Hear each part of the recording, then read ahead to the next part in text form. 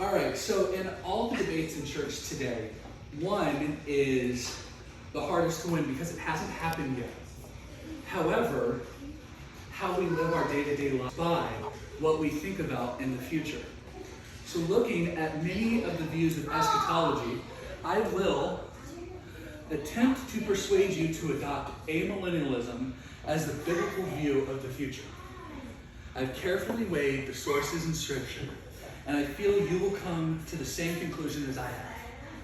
During this speech, I'm going to review the pros of amillennialism, the cons of premillennialism, and the cons of postmillennialism. All right, so bear with me.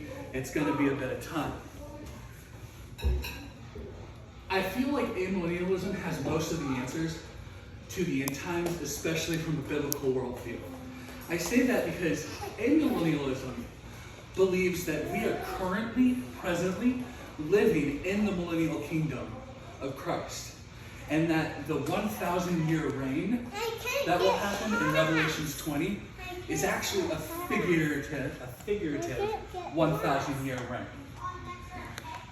I feel like this is supported especially by Jesus' teachings in Matthew 12:28 and 4:17, because he talks about the kingdom of God being at hand and the kingdom of God being upon us.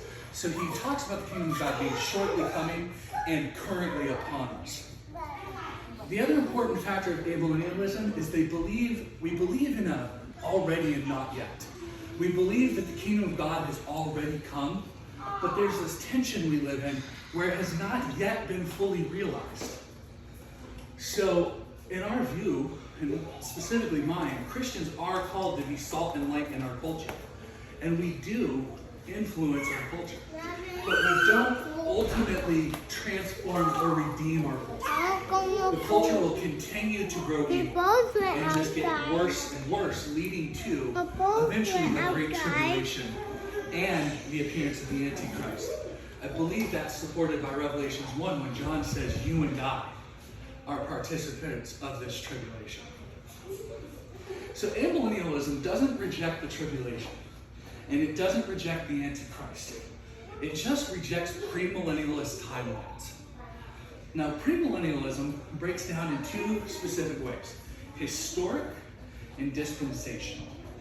In the historic view of premillennialism, there is the church exists, and then when the tribulation happens, the church actually endures through the tribulation. Then there's the millennial reign and the judgment. In the dispensational view of it, the church comes all the way up until the tribulation. Then they're raptured. Then the tribulation happens. Then there's the millennial reign, and then there's the judgment. So in the dispensational view, the thought is that Jesus came here and offered the kingdom to the Jewish people. The Jewish people rejected him.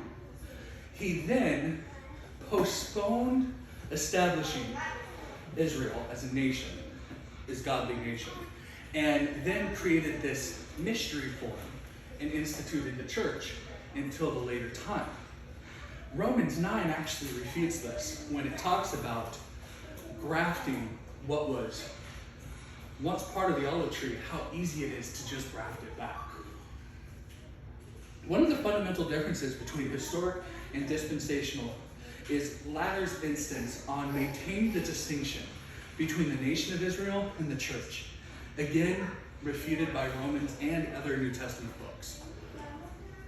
So having refuted both historic and dispensational premillennialism, I think we now should take a look at postmillennialism. Postmillennialism is almost the same as amillennialism.